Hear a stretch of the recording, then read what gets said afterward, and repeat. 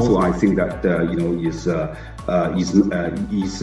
case method will work well for this group of students. And one of the things that I do want to share with you is why the HBS students are working so effectively with this method is mainly also because that 50% of the teaching of the study grade, the grade are from participation, from discussion. It is through discussion that people learn to shape their ideas, to train their prediction logic in analyze situation and make decisions.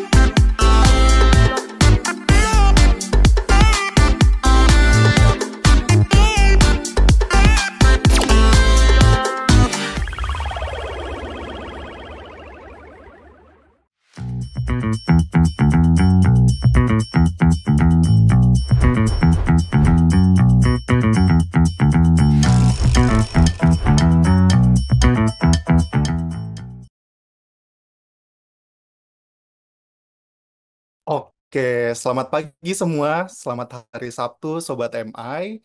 Kembali lagi bersama saya, Rizky Ramadan, dalam acara Mark Plus Goes to Campus, episode 110.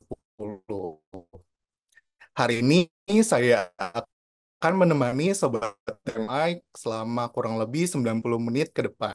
Akan memberikan inspirasi serta sudut pandang creativity, innovation, entrepreneurship, dan juga leadership atau konsep CL yang telah atau akan dilaksanakan oleh lembaga pendidikan tinggi di Indonesia.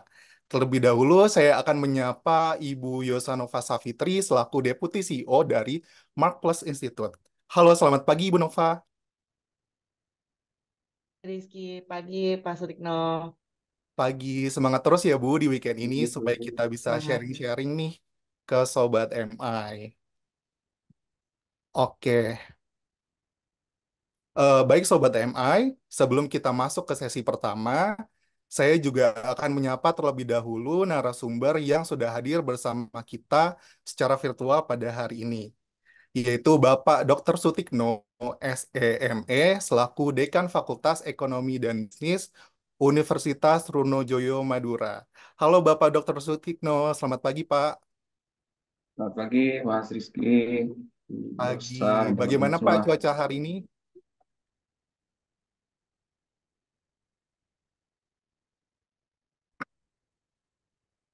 Oke, semoga baik selalu ya Pak. Salam dari kami untuk rekan-rekan di Madura sana. Oke, selanjutnya sebelum kita mulai perbincangan, mari saksikan highlight MGTC episode sebelumnya. Cara berpikir secara divergen, kita akan banyak mendapatkan ide-ide yang kreatif. Tapi pada akhirnya kita perlu menentukan prioritasnya. Mana dari sekian banyak ide kreatif yang kita hasilkan, yang pada akhirnya bisa kita prioritaskan untuk kita coba implementasikan. Di dunia industri di masa depan itu yang paling dibutuhkan skill-skill sebagai berikut. Complex problem solving, yaitu bagaimana kemampuan memecahkan masalah yang asing dan belum diketahui solusinya di dunia nyata. Kompetisi, lomba untuk bisnis plan dan juga menghasilkan produk yang nantinya akan dinilai.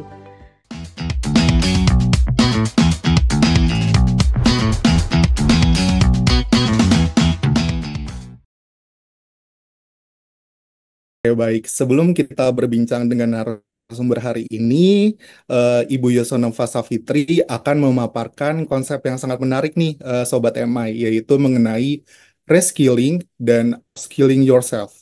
Kepada Ibu Yosonova, waktu dan tempat saya persilahkan. Ya. Oke, baik. Terima kasih. Selamat pagi semuanya. Terima kasih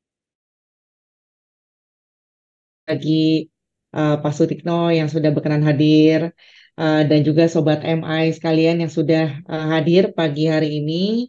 Perkenalkan sebelumnya nama saya Yosanova Sapitri. Di sini dalam kesempatan ini saya akan sedikit sharing ya tentang apa sih yang terjadi di korporasi. Nanti kalau Pak Sutikno mungkin akan menyampaikan gitu ya lebih dari sisi akademik misalnya, dari sisi mahasiswa, dari sisi fakulti gitu ya. Saya nanti akan sampaikan sebenarnya kalau di dunia industri, di dunia usaha gitu ya, terkait dengan talent, terus juga terkait dengan apa sih kompetensi yang dibutuhkan oleh dunia industri itu pergerakannya seperti apa. Dan kalau teman-teman, Sobat MI, mahasiswa, mahasiswi yang ada di sini bingung gitu ya, aduh saya sudah kuliah sejauh ini, kompetensi saya juga sudah cukup lengkap, nanti di dunia industri banyak lagi perbedaannya. Nah, saya akan sampaikan kurang lebih dalam waktu 15 menit ya tentang upskilling dan reskilling yourself. Jadi, reskilling dan upskilling yourself ini bukan hanya terjadi di teman-teman ya, di mahasiswa-mahasiswi dan juga di akademisi, tapi juga sedang menjadi tantangan yang besar di dunia usaha dan dunia industri, di mana talent-talent yang sudah masuk di perusahaan-perusahaan ketika menghadapi perubahan yang besar, misalnya contoh kemarin pada saat pandemik misalnya COVID-19, atau adanya transformasi digital misalnya, atau sekarang ini lagi hype juga tentang ESG. Nah, orang-orang ini yang sudah di dalam perusahaan tentu saja kompetensinya tidak persis 100% sesuai dengan apa yang dibutuhkan. Nah, oleh karena itu di perusahaan pun penting sekali untuk melakukan reskilling dan juga upskilling, di mana skill yang sudah ada kita harus tingkatkan, kita harus tambah di bidang yang sama, atau mungkin bahkan skill yang benar-benar totally baru gitu ya, yang tadinya nggak bisa A gitu ya, jadi harus bisa A gitu. Nah, itulah yang mungkin menjadi tantangan yang cukup besar ya bagi perusahaan-perusahaan di masa depan ini dalam 5 tahun mendatang. Oke, nah ini saya akan jelaskan satu persatu ya. Boleh kita masuk ke slide 2. Nah, apa sih sebenarnya pentingnya kita melakukan reskilling dan upskilling? Jadi kalau misalnya dari perspektif individu ya, sebagai kandidat misalnya, sebagai talent, sebagai teman-teman mungkin Sobat MA yang mau cari kerja nanti setelah kuliah. Nah, penting sekali reskilling dan upskilling itu. Kenapa? Karena dunia itu kan berubah ya, dunia usaha juga berubah, sehingga kita harus bisa beradaptasi dan bangkit apabila terjadi perubahan, bahkan terjadi sebuah krisis. Dan yang kedua adalah ketika kita menghadapi peluang yang baru, karena kesempatan mungkin ada peluang gitu ya, tantangan, kita kadang tidak bisa memprediksi dan harus siap sedia setiap saat gitu. Sehingga dengan kita melakukan reskilling dan juga upskilling yang konsisten terus-menerus, kita bisa selalu siap sedia dalam menghadapi peluang dan tantangan yang terjadi. Lalu yang ketiga adalah supaya kita bisa menyeimbangkan supply dan demand pada saat kondisi-kondisi yang mungkin kritis ya.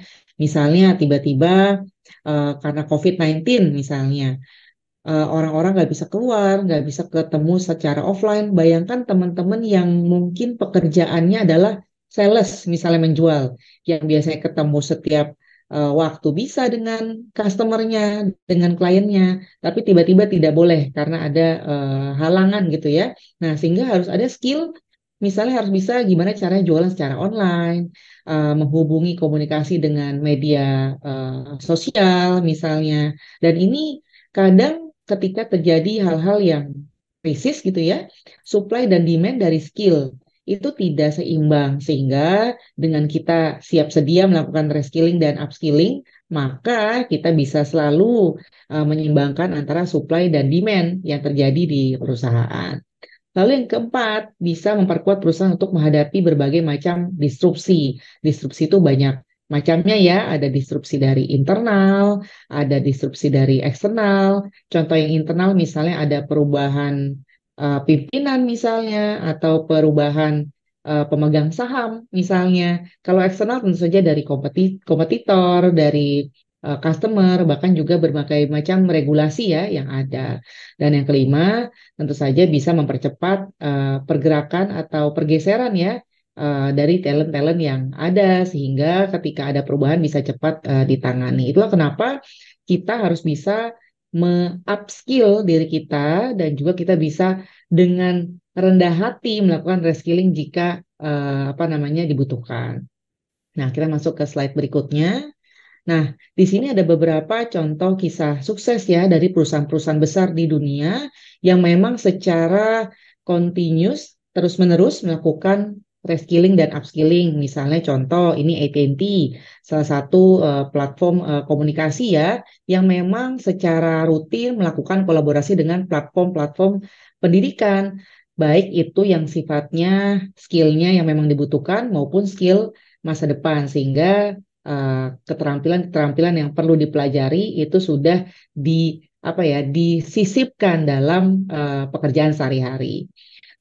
PwC misalnya salah satu Big Four ya, dia menggunakan yang disebut digital fitness, jadi sehingga bisa menilai pengetahuan-pengetahuan dari tiap karyawannya terkait dengan skill yang dipelajari. Jadi setiap ada inisiatif baru, ada skill baru yang dibutuhkan oleh perusahaan, maka si PwC ini akan melakukan semacam gamifikasi. Jadi dibikin lebih fun belajarnya, sehingga orang-orang yang mungkin enggan untuk meningkatkan skillnya justru malah semakin terdorong karena belajarnya itu dalam situasi yang menyenangkan.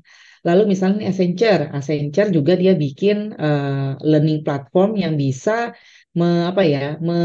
memberikan keleluasaan untuk karyawannya untuk mengontrol bagaimana pembelajarannya itu dilakukan. Jadi bisa lebih fleksibel.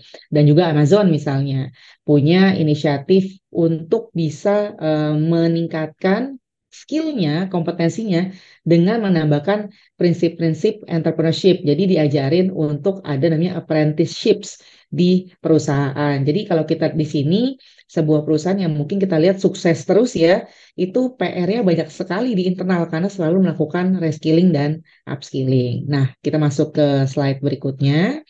Nah, di sini Sobat MI sekalian, ada 3 pendekatan utama ketika kita menghadapi kita sebutnya ya inisiatif atau shifting di skill yang dibutuhkan oleh perusahaan. Jadi ketika misalnya sebuah perusahaan yang tadinya perusahaannya bergerak di bidang sesuatu, terus dia pindah misalnya, atau ada eksternal faktor lain, maka ada 3 pendekatan untuk mengelola shifting skill ini. Nah, yang pertama ini ada yang kita sebut reaktif ya.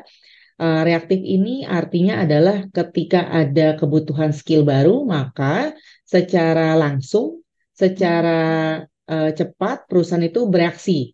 Jadi misalnya kalau misalnya dibutuhkan tiba-tiba social media marketing misalnya, yang tadinya nggak ada, ya dia langsung bereaksi dengan membuat atau membentuk skill tersebut di perusahaan. Jadi reaktif sifatnya. Tiba-tiba dibutuhkan apa, lalu akan lengkapi skillnya. Nah, yang kedua ini adalah prediktif. Ya, prediktif ini artinya adalah kalau kita lihat bisa membayangkan, bisa memprediksi kira-kira skill masa depan itu seperti apa. Jadi kalau misalnya perusahaan-perusahaan yang mungkin sudah besar ya, sudah established begitu, dan sudah bisa melihat pola kira-kira skill apa yang dibutuhkan, kebutuhan masa depan customer itu seperti apa, dia bisa memperkirakan kira-kira skill yang harus dimiliki oleh karyawan-karyawannya itu apa, dan melatih karyawan-karyawannya sesuai dengan skill yang mungkin dibutuhkan di masa depan, yang mungkin dibutuhkan, karena bisa saja salah gitu, ternyata tidak dibutuhkan. Nah, yang ketiga adalah yang kita sebut dinamis. Jadi kalau dinamis itu pada dasarnya si perusahaan melibatkan karyawan secara aktif untuk melihat sebenarnya posisi skillnya, kompetensinya itu seperti apa, dan memberikan keleluasaan bagi karyawan untuk memberikan masukan. Kira-kira kebutuhan bisnis di masa depan itu seperti apa. Jadi bukan kalau di divisi perusahaan ya, bukan orang HR aja yang mikirin, tapi juga melibatkan karyawan-karyawan yang memang punya interaksi dengan customer misalnya, atau dengan stakeholder lainnya. Nah, ini kita bahas satu persatu ya, reaktif, prediktif, dan dynamic. Boleh masuk ke slide berikutnya. Nah, ini contoh reaktif ya. Jadi kalau kita bahas tentang pendekatan reaktif, maka skill yang dibutuhkan itu apa?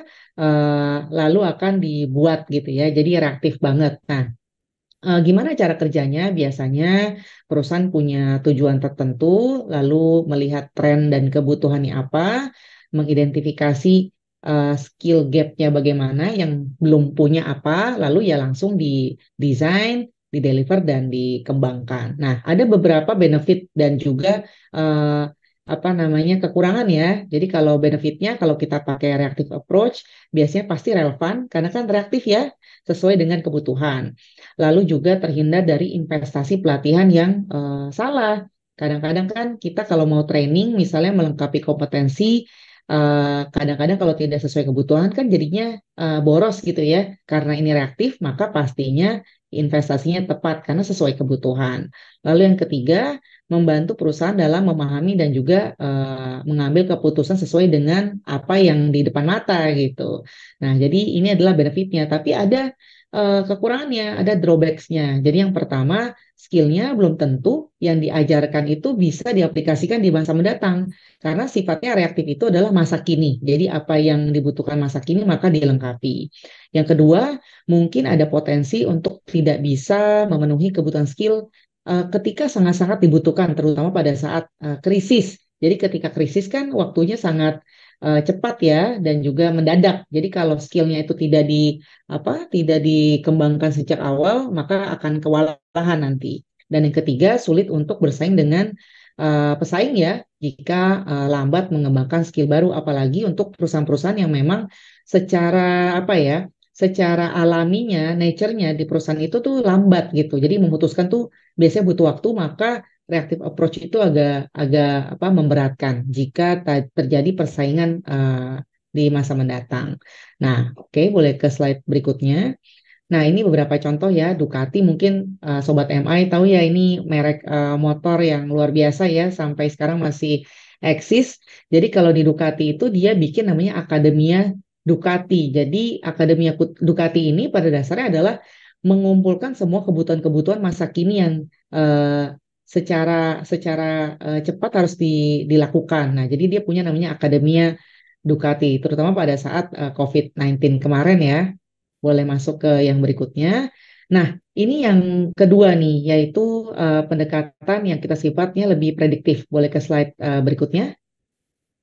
Nah, predictive approach ini pada dasarnya kan cenayang gitu ya, jadi memperkirakan, memprediksi kira-kira skill apa yang mungkin dibutuhkan bisnis di masa mendatang. Nah, ini kalau cara kerjanya biasanya selalu dengan tujuannya dulu, baru biasanya ada data di sini ya, penggunaan teknologi AI, misalnya ini membantu sekali untuk melakukan prediksi, melihat polanya, identify patterns, lalu membuat prediksi dan akhirnya mendesain, mendeliver dan mendevelop dari skillnya. Nah, benefitnya tentu saja memungkinkan perusahaan untuk bisa melihat masa depan, tren dan peluang, juga bisa berantisipasi nih terhadap tantangan dan juga resiko yang mungkin terjadi di masa mendatang. Dan juga ketika melakukan predictive approach ini pasti selangkah lebih maju dibandingkan kompetitor jika mengembangkan skill yang relevan. Tapi ada beberapa kekurangannya. Jadi kekurangannya yang pertama adalah kalau fokus ke skill yang salah, prediksinya salah, maka itu jadinya tidak tepat gitu ya, tidak terpakai sehingga investasinya juga nanti jadinya salah. Udah keluar uang buat training, udah investasi di platform, tapi ternyata skillnya tidak dibutuhkan, jadinya pemborosan. Dan tentu saja ketika kita melakukan predictive approach ini membutuhkan skill analitik yang advance dan juga data yang cukup. Jadi jangan coba-coba melakukan predictive approach kalau perusahaan itu tidak punya atau tidak terbiasa dalam melihat pola dan tidak punya data. Itu yang berbahaya. Nah, ini contohnya ya yang melakukan predictive approach. Boleh ke slide berikutnya. Nah, ini Tesla ya. Jadi Tesla itu punya Tesla Start. Tesla Start ini pada dasarnya adalah program pelatihan intensif yang sudah diberikan dari mulai dari SMA mungkin ya. Jadi belum masuk kuliah itu sudah diprediksi gitu kira-kira akan kebutuhannya seperti apa. Jadi dia bermitra dengan perguruan tinggi dan juga sekolah-sekolah ya di Amerika Serikat untuk apa namanya mengembangkan kurikulum otomotif segitunya. Nah, boleh masuk ke slide berikutnya. Ini ada video ya tentang Tesla Start, silakan.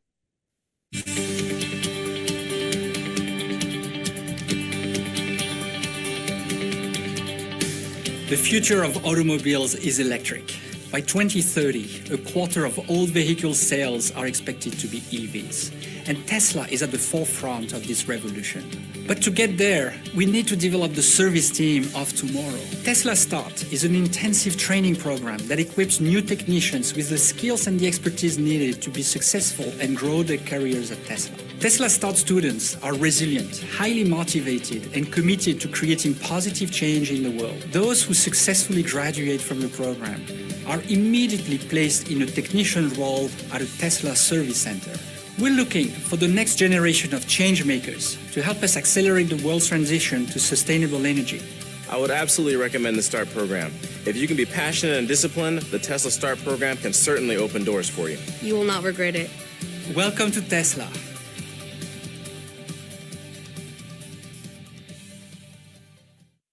Ya, baik. Itu adalah sedikit apa yang dilakukan oleh Tesla ya dalam program Tesla Start. Jadi dia tadi kalau teman-teman mungkin Sobat MI lihat dan dengar ada yang dia sebut Service Team of Tomorrow. Jadi bisa memprediksi kira-kira skill apa yang dibutuhkan di masa mendatang. Nah, ini kita masuk ke yang pendekatan ketiga ya. Nah, pendekatan ketiga ini yang kita sebut Dynamic Approach, di mana pada pendekatan ini perusahaan melibatkan karyawan secara aktif yang bukan hanya tim HR ya atau tim organisasinya untuk bisa melihat dan juga menanggapi kebutuhan bisnis yang saat ini dan mungkin dalam waktu dekat itu dibutuhkan. Nah, cara kerjanya adalah mengidentifikasi changing skill needs gitu ya. Lalu kita jumpstart skill development. Jumpstart itu maksudnya adalah ada ambasadornya, ada change agents-nya, dan baru yang berikut adalah foster transparansi di organisasi. Nah, apa sih untungnya? Untungnya adalah tentu saja skill baru itu dengan cepat bisa diimplementasikan, lalu juga relevan karena pada dasarnya adalah fokusnya masa kini dan sedikit dekat dengan masa mendatang gitu ya. Dan juga bisa membentuk continuous learning culture karena melibatkan karyawan secara aktif. Kesulitannya tentu saja karyawannya harus aktif-aktif ya. Jadi kalau misalnya karyawannya pada dasarnya nature dari perusahaannya itu tidak suka ngobrol, silo, agak sulit. Lalu juga investasinya juga agak besar dan juga ada follow up monitoring KPI yang jelas supaya skill yang dicapai itu bisa dilihat dan dikembangkan secara terus menerus. Oke. Nah, ini ada sedikit contoh, boleh ke slide berikutnya. Nah, ini contohnya ya di Lloyds Banking Group di UK. Jadi memang secara terus-menerus HR-nya di sini memfasilitasi untuk kolaborasi antara bisnis leader dan juga unit-unit yang lain. Sehingga ketika bertemu secara berkala yang dibahas itu bukan hanya target, bukan hanya secara bisnis, tapi juga skill yang saat ini punya dan juga skill gap yang saat ini terjadi. Sehingga tindakan-tindakan yang perlu dilakukan untuk melengkapi skill itu dengan cepat bisa dilakukan. Nah, itu bedanya dynamic approach dengan yang lain. Nah, boleh kita masuk ke slide berikutnya. Nah, di sini ketika kita lihat apa namanya surveinya ya dilakukan oleh Harvard Business Review, ini kita lihat dari apa satu artikel organizations need a dynamic approach to teach people new skills.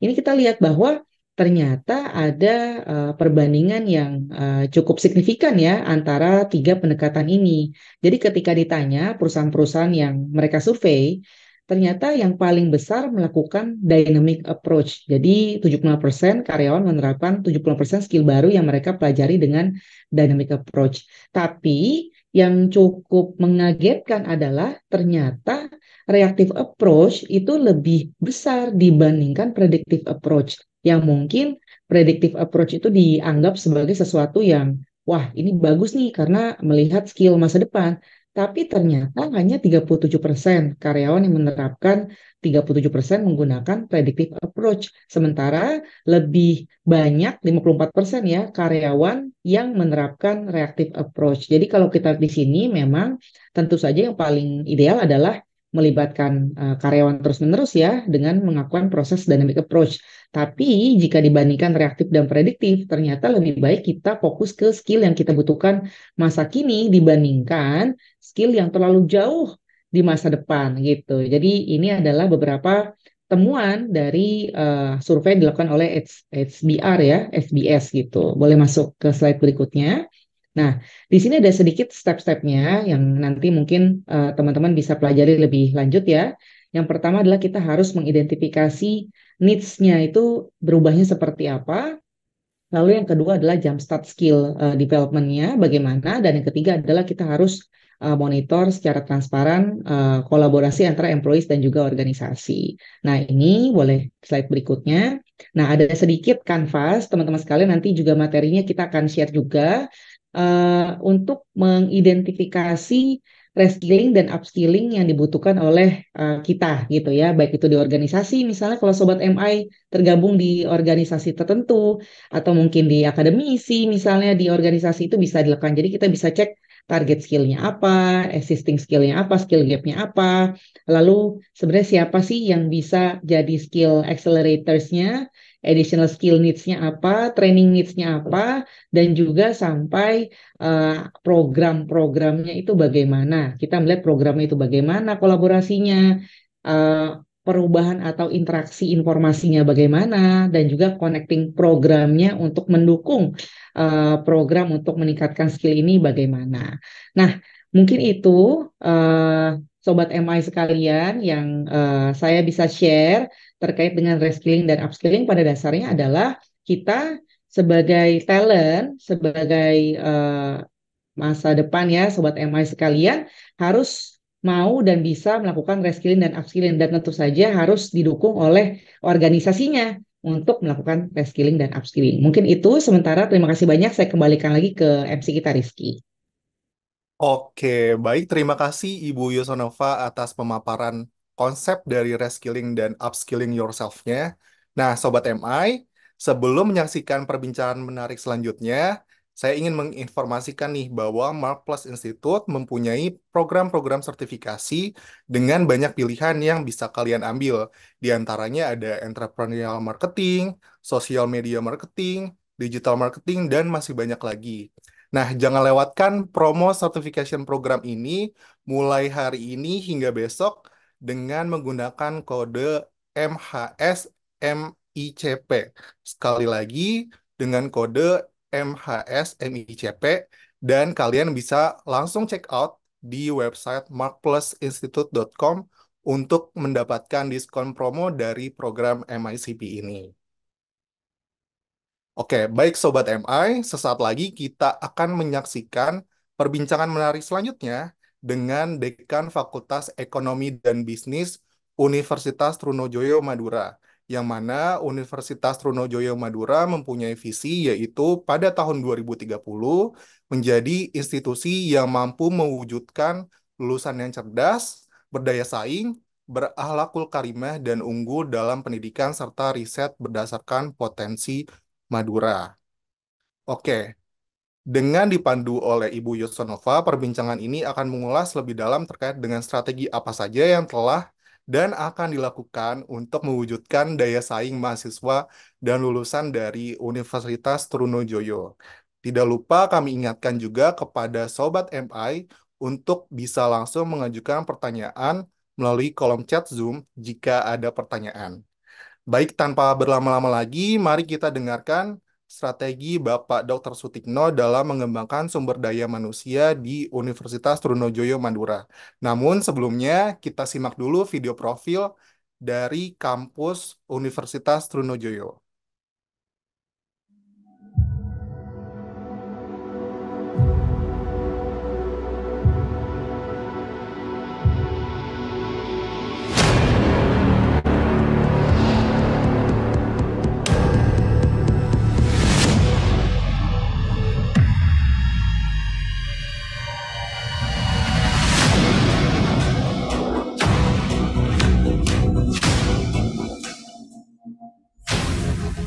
Universitas Trunojoyo Madura yang unggul, tangguh, dan mandiri adalah wujud transformasi dari kampus satker menjadi kampus PLU.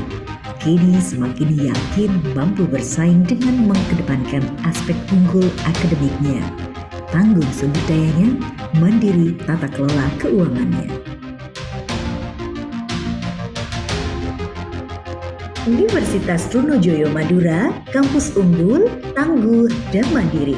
Perguruan tinggi negeri terbesar di Madura yang berdiri sejak 5 Juli tahun 2001. Penegrian Universitas Trunojoyo Madura memberikan dampak pada perkembangan kampus secara signifikan, utamanya animo masyarakat. Kini pada tahun 2023, Universitas Trunojoyo Madura telah berstatus Badan Layanan Umum. Saat ini, Universitas Trunojoyo Madura terdiri dari 7 fakultas, yakni Fakultas Hukum, Fakultas Ekonomi dan Bisnis, Fakultas Pertanian,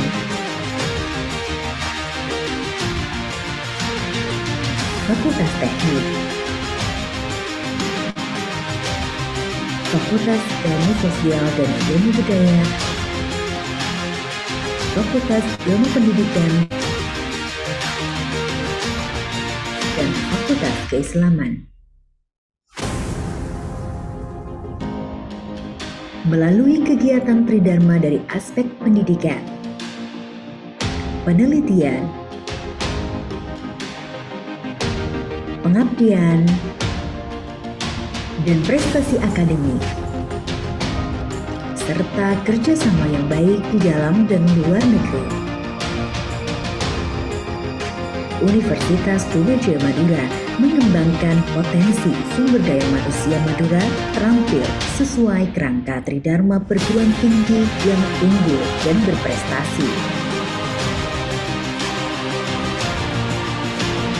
Universitas Trunojoyo memiliki staf pengajar dari lulusan berbagai negara dan perguruan tinggi ternama dari luar maupun dalam negeri.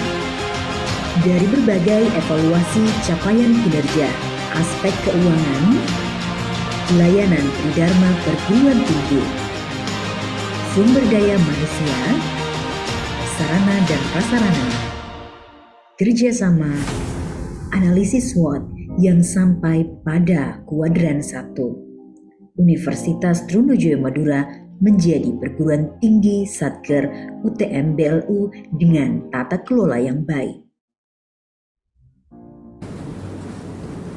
Dengan mengucap Bismillahirrahmanirrahim, di usianya yang ke-22 tahun, Alhamdulillah Universitas Trunojoyo Madura telah bertransformasi dari PTN Satker menjadi PTN BLU. Semoga terus jaya menuju Indonesia Emas tahun 2045. Universitas Trunojoyo Madura unggul, tangguh, dan mandiri. Baik, kepada Bapak Dr. Sutikno, waktu dan tempat kami persilakan untuk pemaparan materi. Baik, terima kasih Pak Rizky. Mohon izin Bu Yosa, mohon izin teman-teman untuk Ya, share Pak. screen.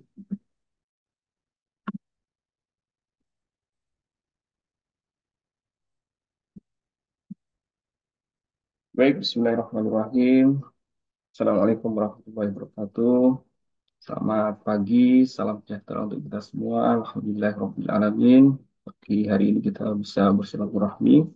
Saya ucapkan terima kasih dan salam untuk teman-teman sahabat MI ya, Max Plus Institute, dan salam juga dari Pak Ektor untuk Max Plus Institute, dan berterima kasih atas kesempatan yang diberikan kepada kami untuk bisa sharing session terkait dengan creativity, innovation, entrepreneurship, dan leadership dalam perguruan tinggi di Indonesia.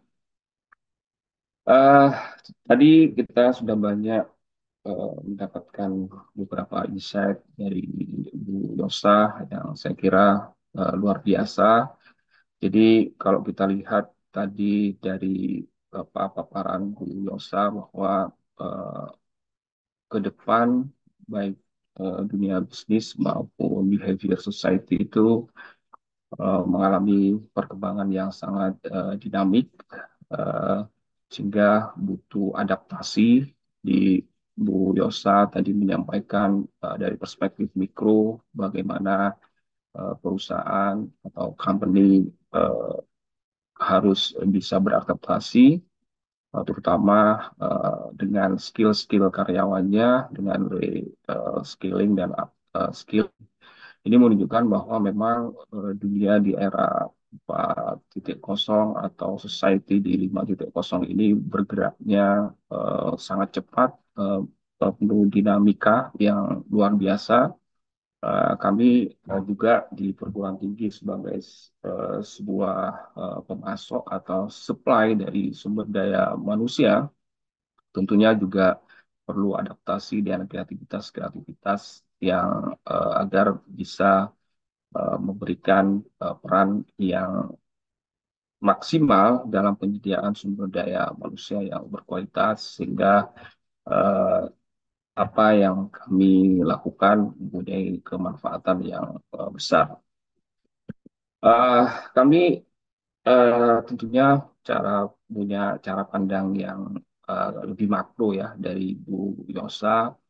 Jadi bagaimana inovasi dan kreativitas yang kami lakukan tentunya dilatar belakangi dari perubahan sosial, karena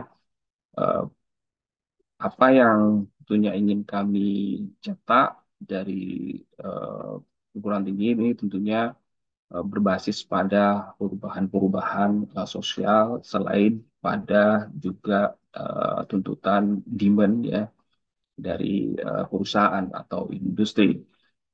Kami berangkat dari sebuah capture atau fenomena yang terkait dengan generasi ya, perubahan generasi yang kita rasakan saat ini, bahwa kalau kita lihat generasi saat ini kalau kita kelompokkan ya, kalau kita kelompokkan itu ada 4 kelompok generasi.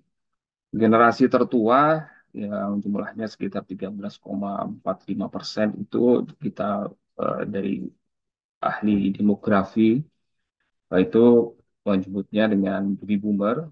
Jadi generasi-generasi yang lahir karena adanya baby boomer pasca kolonialisme, sehingga pasca peperangan usai Perang Dunia Kedua, ini kenapa disebut dengan baby boomer, karena pada saat itu pasca perang itu pasca musim menikah atau musim kawin, sehingga karena hampir bersamaan secara global, maka di saat yang sama itu banyak bayi dilahirkan, sehingga ini disebut dengan generasi baby boomer yang jumlahnya sekitar 13,45% di Indonesia kalau kita lihat dari struktur demografi kita. Kemudian yang kedua adalah generasi X yang usianya saat ini berkisar di 40 sampai 55, mungkin seusia saya ya. Jadi generasi ini juga di istilah demografi itu disebut dengan transition generasi, yaitu transisi dari generasi baby boomer dan generasi milenial dan zilenial. Jadi generasi ini yang diharapkan sebenarnya bisa menjadi katalis bagaimana paradigma berpikir kalau kami lihat dari pandangan akademisi antara paradigma berpikir di baby boomer dengan generasi next generation, yaitu generasi milenial dan generasi zilenial. Jadi ini sebenarnya Gen X ini adalah generasi yang bisa diharapkan mampu menjadi penyambung pemikiran-pemikiran yang perubahannya cukup signifikan dari pemikiran baby boomer dengan pemikiran milenial. Kemudian generasi yang ketiga dan keempat ini sering juga kalau di demografi ini dijadikan satu, yaitu generasi milenial dan generasi zilenial. Ini kalau generasi milenial 23 sampai 40 tahun, sedangkan generasi zilenial itu atau generasi Z itu usianya 10 sampai 23 tahun. Ini jumlahnya cukup signifikan. Kalau milenial 25, sementara zilenial 38. Jadi kalau ini generasi ini disatukan itu lebih dari 60% atau 68% itu dari generasi yang ada di saat ini di Indonesia. Jadi ini generasi yang cukup mendominasi, sehingga inilah yang mewarnai perubahan-perubahan dari kebiasaan atau behavior dari generasi baby boomer, bahkan juga generasi X. Sebagai contohnya misalkan ya, kalau generasi saya, generasi baby boomer itu untuk menggali atau mengakses pengetahuan atau ilmu pengetahuan itu melalui membaca. Tapi saat ini generasi milenial, teman-teman mahasiswa, kalau kita lihat dia tidak punya untuk mengakses pengetahuan itu tidak lebih suka dia menonton seperti yang kita lakukan saat ini. Ini lebih masuk metode pembelajarannya dibandingkan dengan mereka disuruh membaca karya Biosa, misalkan bagaimana terkait dengan reskilling dan upskilling. Mereka lebih suka menonton, jadi tidak suka membaca generasi milenial dan generasi zilenial. Dan itu karakter yang karena memang sebuah teknologi informasi, perubahan teknologi informasi yang menyebabkan mereka merubah behavior mereka dalam mengakses knowledge. Jadi mereka kalau dulu generasi baby boomer itu bagaimana mengupdate pengetahuannya, misalkan ada berita, untuk mengetahui berita mereka sukanya membaca koran, tapi ini tidak disukai oleh generasi milenial. Generasi milenial sekarang itu lebih suka mengakses berita yaitu melalui media sosial yang mereka miliki. Jadi mereka punya perilaku yang ingin mengetahui secara cepat dan ingin memahami secara mudah. Itu karakteristik dari generasi milenial sehingga ini juga nantinya akan tentunya berdampak pada bagaimana metode pembelajaran terutama di perguruan tinggi yang kami apa, berada di dalamnya sebagai akademisi. Jadi ini contoh karakteristik dari generasi perubahan ya, perubahan perilaku antar generasi. Tapi dari perubahan perilaku itu, ini yang apa dalam tanda kutip tadi Bu Yosa menyampaikan juga sempat mengutip ada disruption ya, terutama juga di ekonomi itu sangat terasa. Jadi generasi zilenial dan generasi milenial ini dijuluki juga the giant killer. Jadi karena perubahan-perubahan perilaku mereka dalam mengkonsumsi knowledge, dalam mengkonsumsi berita, itu berdampak pada perubahan dunia bisnis. Eh, Mereka melakukan sesuatu dengan bagaimana sesuatu itu dilakukan secara menyenangkan. Mereka senangnya sharing aset atau sharing information. Eh, Banyak profesi-profesi atau teman-teman mahasiswa atau generasi-generasi milenial ini menjadi konten ya. Jadi kalau bahasa gue kontainer. Jadi mereka karena sharing aset ini menjadi YouTuber, bagaimana apa yang dia lakukan di share, kemudian dia harapannya bisa menginspirasi dan memberikan informasi terhadap ini. Sehingga perilaku-perilaku itulah yang kemudian banyak industri-industri, terutama industri teknologi informasi yang di dalamnya seperti televisi, koran, itu eh, harus mau tidak mau ya harus tersingkir lah dari perilaku akibat karena perilaku mereka ini sudah ada transformasi eh, bagaimana mereka harus ini kalau mereka tidak adaptif seperti tadi yang disampaikan oleh Bu Yosa, perusahaan-perusahaan yang seperti itu, maka mereka akan gulung tikar. Jadi banyak contoh yang sudah kita lihat di keseharian kita, bagaimana perusahaan-perusahaan raksasa tentunya harus gulung tikar dengan perusahaan-perusahaan baru yang mereka lebih adaptif ya, sehingga bisa lebih diterima oleh perilaku kaum milenial dan kaum milenial.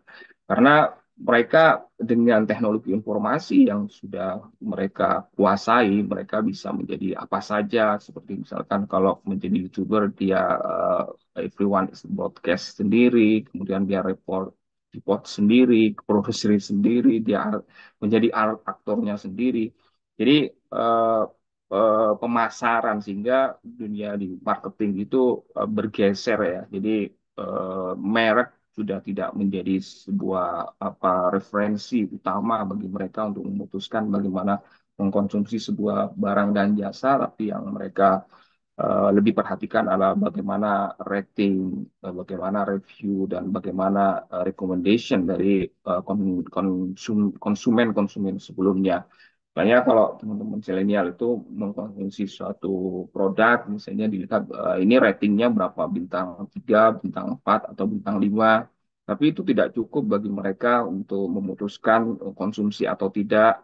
Yang mereka lihat selanjutnya adalah review bagaimana konsumen sebelumnya itu dalam menikmati dan dalam atau tanda kutip kepuasan yang mereka peroleh dari konsumsi tersebut.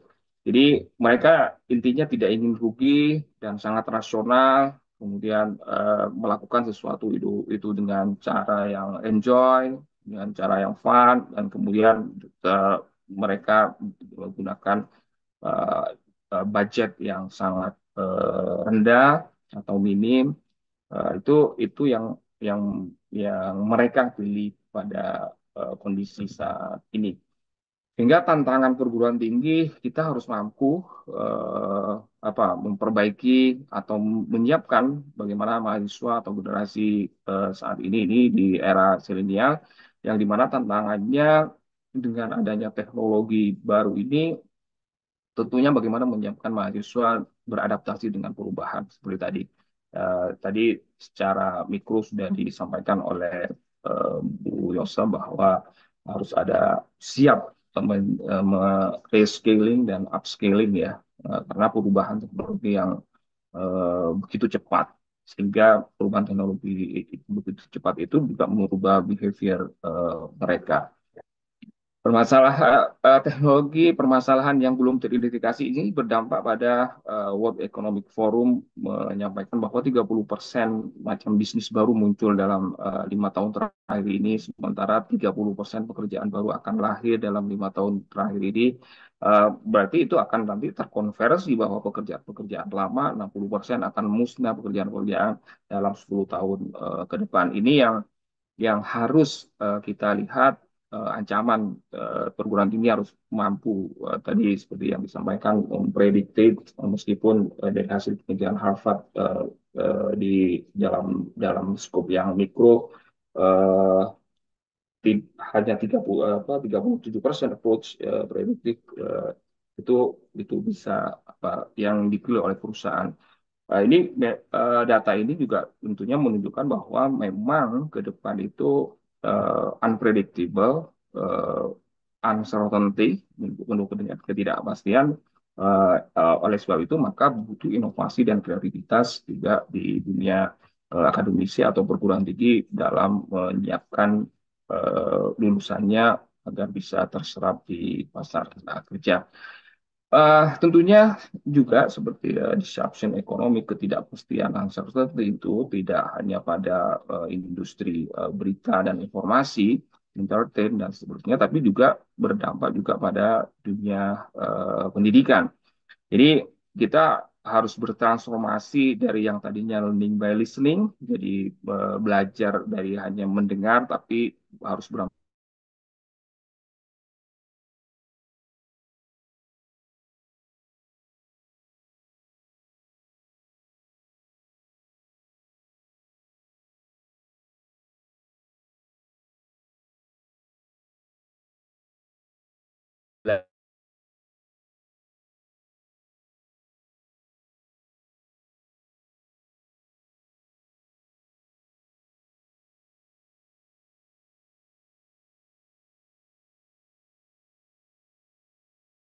Oke, halo Bapak Sutikno, sepertinya Zoom-nya koneksinya ada sedikit gangguan nih.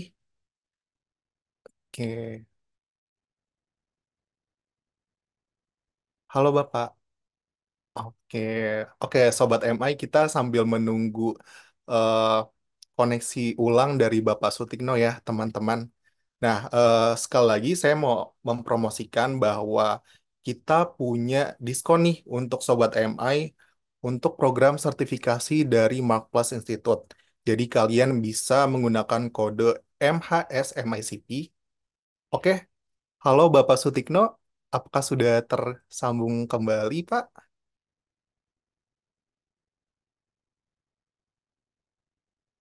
Halo Pak, masih mute kayaknya. Oke, oke, mohon sudah maaf, terhubung lagi Bapak. Rizky. Ya. Iya, Jadi silakan Pak kita dilanjutkan lanjutkan. ya. Ada society, jadi perlu meluaskan ya, jadi ekosistem pembelajaran kita, kemudian mahasiswa harus bisa merasakan bagaimana pembelajaran yang unik, pengalaman-pengalaman belajar yang unik, kemudian bagaimana pembelajaran itu mampu langsung pada penyiapan tenaga kerja, menyiapkan dunia-dunia kerja seperti apa, kemudian harus juga di perguruan tinggi itu bagaimana menghasilkan riset-riset yang excellent, yang riset-riset yang unggulan untuk bisa membangun kreativitas dan inovasi dalam pembelajaran. Sehingga tentunya harus ada transformasi di dalam perguruan tinggi, paradigmanya harus dirubah dari teaching faculty menjadi research faculty, fakulti atau perguruan tinggi yang hanya tadi sifatnya hanya menyampaikan atau learning education menjadi sebuah pembelajaran yang berbasis pada realitas atau pengembangan riset dari yang tadinya hanya menjadi institusi yang menjadi transfer knowledge menjadi producing knowledge.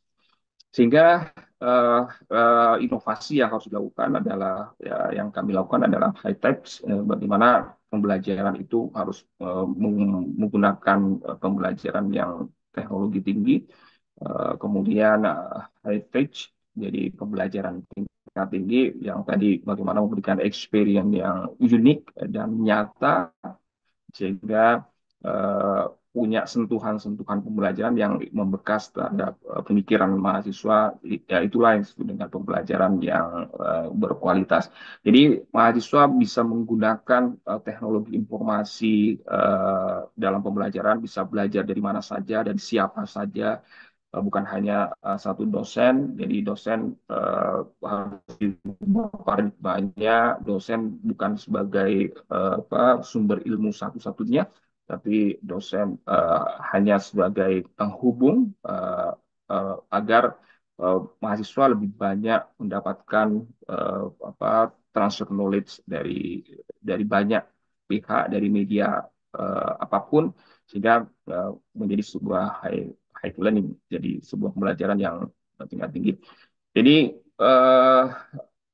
inovasi yang coba kami lakukan yaitu bagaimana pembelajaran tidak hanya dari satu sumber tadi, dosen diharapkan menjadi dosen yang linkers. Jadi kalau kita lihat misalkan ilustrasinya ya, jadi mahasiswa karena tadi lebih senang menonton daripada mendengar atau membaca. Kalau kita lihat 40 menit itu untuk melihat satu pembelajaran video, atau kita konversi 90 menit itu menjadi 2 video, artinya kalau 14 kali pertemuan itu untuk satu mata kuliah itu hanya butuh 21 jam per mata kuliah.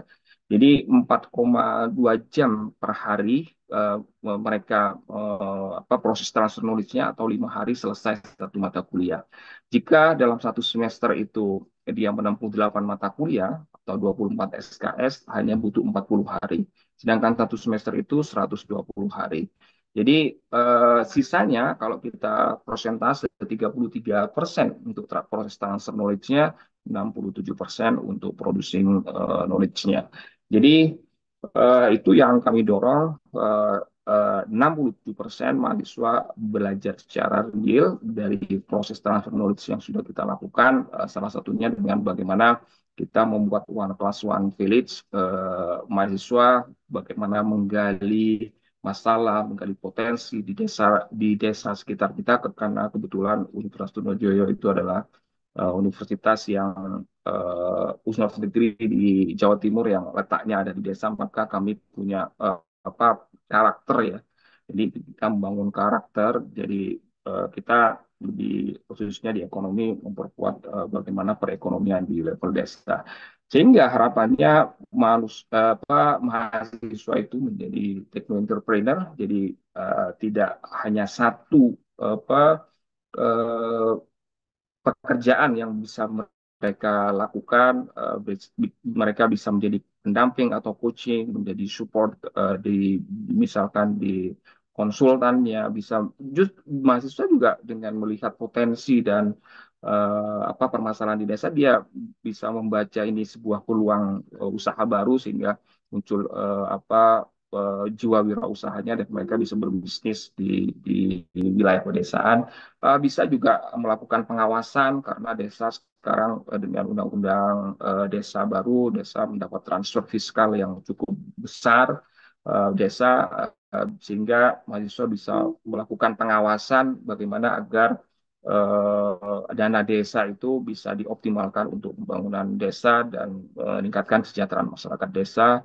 Mahasiswa bisa menjadi researcher atau peneliti, mengembangkan potensi-potensi desa. Mahasiswa menjadi memberikan pelatihan pada sumber daya manusia di desa, khususnya aparatur desa, bagaimana mulai dari tata kelolanya, bagaimana membaca peluang bisnis di desa melalui BUMDes-nya, Badan Usaha Milik Desa. Itu yang kami harapkan dari proses pembelajaran yang bertransformasi dari transfer knowledge menjadi producing knowledge.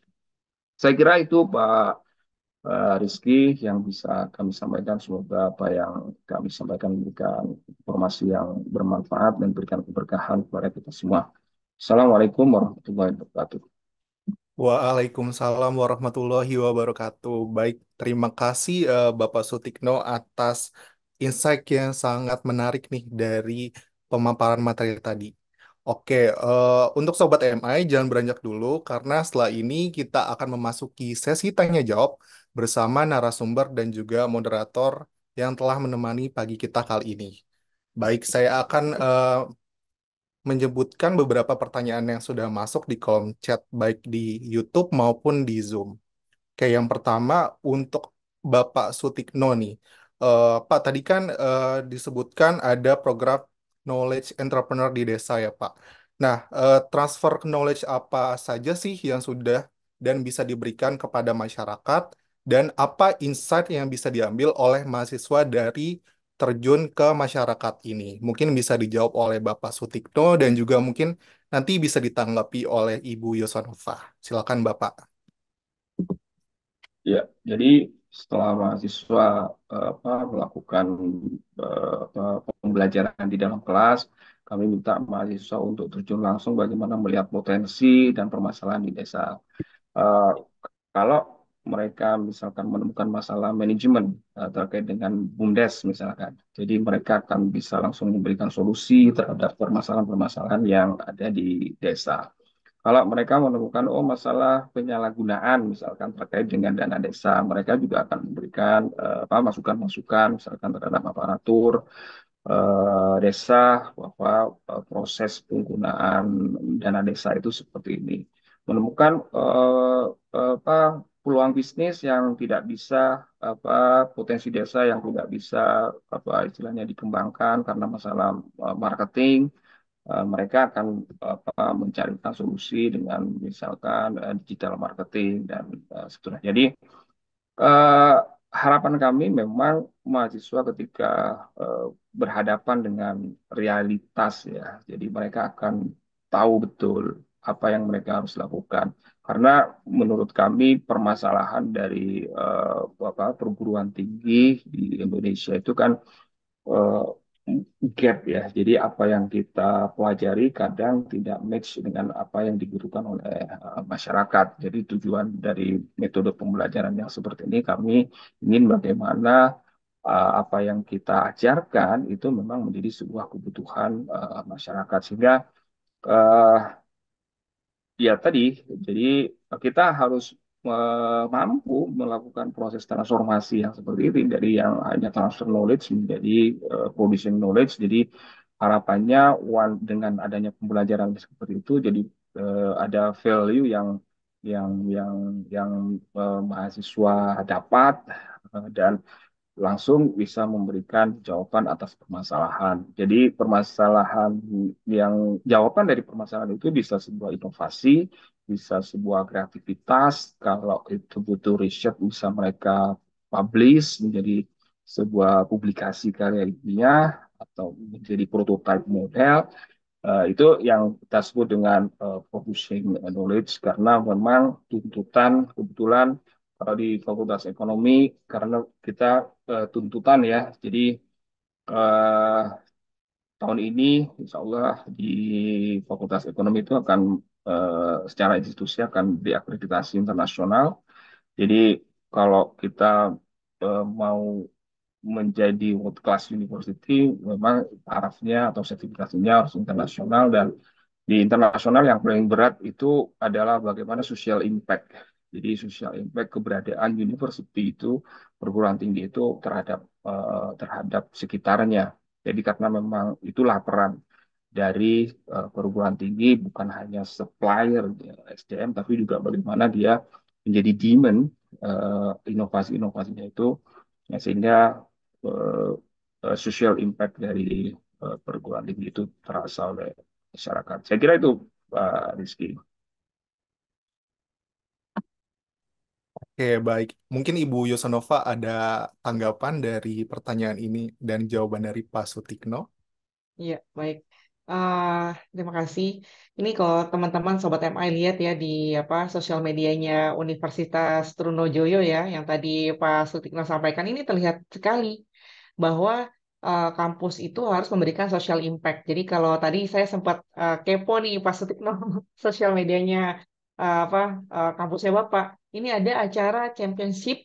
Judulnya menarik sekali loh, Rizky dan Sobat MI sekalian, yaitu budayakan prestasi, prestasikan budaya. Isinya itu bukan cuma akademik ya, berarti ya Pak Sutikno ya. Jadi ada tentang apa perlombaan, terus juga local culture. Jadi memang bukan cuma yang sifatnya lebih ke akademisi, tapi juga sampai yang memang memberikan social impact ke orang lain. Bahkan kalau saya baca di sini, pesertanya itu bukan hanya dari kampusnya saja, dan bukan cuma dari Indonesia saja, bahkan ada yang dari luar negeri juga gitu. Keren banget, Pak.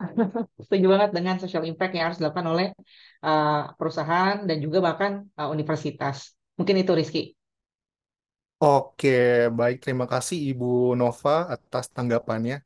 Eh, ini ada pertanyaan yang masuk lagi dari Bapak Ridwan di Bandung, ditujukan kepada Bapak Sutikno kembali. Pertanyaannya adalah, apa saja yang telah dilakukan oleh Universitas Trunojoyo, khususnya di Fakultas Ekonomi dan Bisnis, yang Bapak Sutikno pimpin agar anak didiknya bukan hanya siap memasuki dunia industri sebagai profesional, tetapi juga mampu menciptakan lapangan kerja sebagai entrepreneur yang unggul nih Pak, gitu. Kira-kira gimana jawabannya? Silakan Bapak. Ya, terima kasih Pak Rizky dan Pak siapa dari Bandung? Pak Ridwan di Bandung. Pak Ridwan, terima kasih. Jadi karena kita eh, akademisi ya, jadi langkah pertama yang kami lakukan tentunya pendekatan melalui akademik ya. Jadi di Fakultas Ekonomi dan Bisnis itu ada 3 mata kuliah yang tidak ada di fakultas lain ya. Jadi ada mata kuliah mentalitas, kemudian ada mata kuliah kreativitas dan sosiologi kritis. Selain juga ada 1 mata kuliah wajib juga Islam dan ekonomi karena karakter kemaduraannya. Jadi ada ekonomi Islam yang menjadi mata kuliah wajib baik itu di level strata 1, strata 2 maupun di D3. Jadi mentalitas apa yang dipelajari dari kuliah mentalitas itu tentunya kita membangun karakter atau karakter building dari akademisi ya. Jadi akademisi itu harus punya integritas yang kuat. Jadi apa yang kita lakukan itu kan berdasarkan apa yang kita pikirkan. Jadi eh, apa yang kita pikirkan itu berdasarkan apa yang kita ketahui. Jadi apa yang kita ketahui itu berdasarkan apa yang kita baca, apa yang kita lihat, apa yang kita dengar. Jadi kami memang terbuka dengan perubahan teknologi informasi ya. Jadi tapi juga kami tanamkan kepada mahasiswa karakter akademis itu eh, bolehlah kita tadi seperti yang saya sampaikan bahwa mahasiswa itu menggali informasi dari media sosial. Tapi kalau kita lihat karakter media sosial itu kan dia memberikan informasi yang sepotong-sepotong dan sangat tergantung pada frame yang mereka ingin sajikan ya. Jadi kalau mereka menginginkan sesuatu yang seperti ini, maka yang disajikan ya potongan itu. Jadi capture itulah yang ingin merubah pemikiran kita. Jadi oke, mereka boleh mengkonsumsi media sosial sebagai dalam tanda kutip camilan atau snack lah, snack pemikiran tapi jangan jadikan sebagai pemikiran yang referensi yang menjadi utuh. Jadi kita tetap bahwa akademisi itu harus punya pemikiran yang utuh dalam memberikan sebuah insight atau kesimpulan terhadap sesuatu atau fenomena. Jadi itu mental mental akademisi yang kita jaga itu agar mereka eh, punya integritas yang tinggi. Jadi biasakan tidak hanya sekedar tahu sepotong-sepotong, tapi harus gali dari sumber yang kredibel, referensi yang dipercaya untuk membangun integritas tadi. Kemudian mentalitas kreativitas tentunya. Jadi kreativitas seperti yang kami sampaikan tadi, kreativitas itu terbangun biasanya dari masalah. Kalau siswa hanya ada di dalam kelas, ekosistem pembelajaran mereka ya hanya di dinding kelas itu saja batasannya. Jadi makanya eh, keluar, keluar, lihat, kita sebut dengan program One Class One Village tadi, keluar satu kelas satu desa itu lihat sekitarnya, rubah apa yang bisa kita rubah. Jadi target kami misalkan ketika mereka masuk ke dalam apa sebuah apa lingkungan akademik, target kita adalah bagaimana punya mental kita harus bisa menyelesaikan permasalahan. Jadi bahkan mahasiswa-mahasiswa baru di kami itu datang harus bawa masalah, paling tidak masalah keluarganya. Itu metode pembelajaran yang kami coba lakukan. Jadi peduli, jadi eh, mentalitas kepedulian.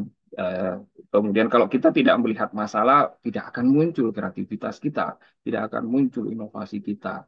Itu yang coba kita lakukan. Jadi paling tidak mahasiswa itu harus bisa menyelesaikan permasalahannya di rumah tangganya. Karena kalau kita lihat pemikiran, ilmu pengetahuan itulah yang menjadi garda terdepan untuk melakukan sebuah perubahan. Jadi sosiologi kritis yang kita ini kan memberikan penanaman terhadap mahasiswa bahwa eh, kalau kalian punya apa istilahnya di keluarganya merupakan sebuah apa yang memiliki kesempatan untuk belajar di perguruan tinggi, tentunya konsekuensinya maka kalian yang harus bisa merubah apa permasalahan-permasalahan yang ada di rumah tangganya, naik pada level desanya, naik pada masyarakat yang lebih luas. Itu yang kami tanamkan di sosiologi kritis. Itu Pak Rizky dan Pak Ridwan yang coba kami lakukan karena memang ya Universitas Trunojoyo Madura ada di kalau Bu Yosa sempat bermain ke kami ada di tengah apa masyarakat yang ada di desa beda dengan UNER, beda dengan UNESA yang ada di Jawa Timur, itu beda dengan oleh yang culture-nya sangat berbeda. Itu tantangan bagi kami bagaimana eh, apa keberadaan kami itu bisa punya peran yang lebih besar terhadap masyarakat sekitar kami. Itu Pak Reza, Pak Rizky. Oke, terima kasih Pak Sutikno. Mungkin tanggapan dari Ibu Yosanova sekaligus closing statement terakhir ya Bu, terkait dengan topik reskilling dan upskilling ini dan kaitannya dengan kontribusi korporasi dan juga universitas. Silakan Ibu Yosanova. Baik, terima kasih. Eh, jadi penasaran nih mau ke sana nih Pak Sutikno. Kalau lihat di foto-foto di apa namanya di Google Maps, kayaknya Siap. bisa apa, asri ya sepertinya dan luas sekali kampus. Baik, baik. Nah, ini mungkin saya menanggapi dulu terkait dengan tadi ada eh, tiga apa namanya jurusan ya, Pak, Mata kuliah, terkait mata yang kuliah, tidak dimiliki oleh mata kuliah yang tidak dimiliki oleh mata kuliah, kampus ya, mata lain. kuliah wajib Mm-mm. Fakultas Ekonomi. Nah, ada tadi mentalitas, kreativitas, begitu ya, Pak. Ya, Nah, mungkin saya menyambung ke apa future skill ya. Jadi kalau saat ini Sobat MI sekalian di korporasi ada skill masa depan yang lagi ngehip nih sebenarnya, yaitu yang disebut Inner Development Goals. Jadi kalau mungkin Sobat MI tahu ada SDG misalnya Sustainable Development Goals. Jadi ada apa organisasi asosiasi di Eropa, di Swedia tepatnya, itu merumuskan ada 23 skills yang dibutuhkan oleh manusia di masa mendatang untuk mendukung dunia yang lebih baik seperti itu. Dan tadi yang disebutkan oleh Pak Sutikno itu sangat sangat relate sekali. Contohnya ya, mungkin kalau saya sebutkan beberapa, misalnya ada yang disebut apa skill bagaimana kita punya relationship to self dengan diri sendiri dengan diri sendiri ya dengan baik gitu. Seperti tadi Pak Sutikno sampaikan kalau teman-teman yang kuliah di tempatnya Pak Sutikno itu harus bawa masalah dan masalahnya harus bisa selesai. Jadi bagaimana kita bisa punya skill untuk uh, connect kembali ke diri kita masing-masing. Itu yang pertama. Yang kedua ada yang disebut cognitive skills. Ini yang berkaitan dengan thinking ya. Jadi mulai dari critical thinking, analytical thinking, dan seterusnya. Juga ada skill yang menarik juga nih, yang mungkin tadi relate juga dengan apa yang disampaikan oleh Bapak. Jadi ada yang disebut skills relating, yaitu caring for others and the world.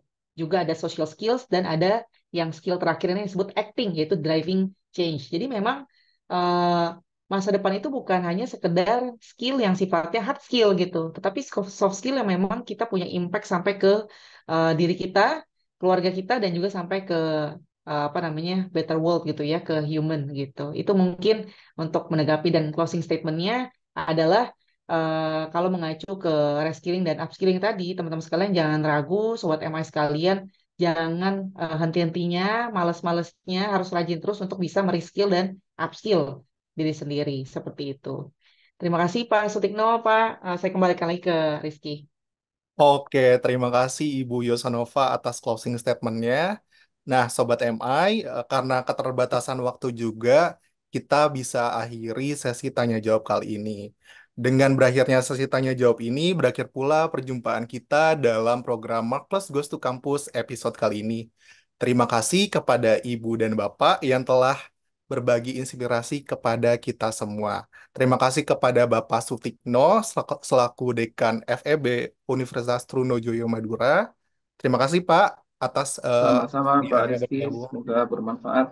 Baik Bapak, dan terima kasih juga Ibu Yosonova selaku Deputi CEO dari Mark Plus Institute yang telah bergabung bersama kita kali ini. Oke, sebelum saya menutup acara Mark Plus Goes to Campus, sekedar mengingatkan lagi nih, bahwa Mark Plus Institute memiliki promo menarik khusus mahasiswa untuk program sertifikasi dengan menggunakan kode MHSMICP, dan bisa kalian langsung apply di website markplusinstitute.com. Dan jangan lupa juga untuk follow akun Instagram @markplusinstitute dan juga @markplusevents untuk mendapatkan informasi menarik terkait program dan event-event dari Mark Plus. Dan untuk para peserta juga dimohon untuk mengisi daftar hadir di kolom chat Zoom untuk mendapatkan e-sertifikat. Nah, jangan lupa saksikan terus Mark Plus Goes to Campus tiap hari Sabtu pukul 10 waktu Indonesia Barat. Saya Rizky undur diri dan sampai jumpa lagi di kesempatan lainnya. Happy weekend semuanya.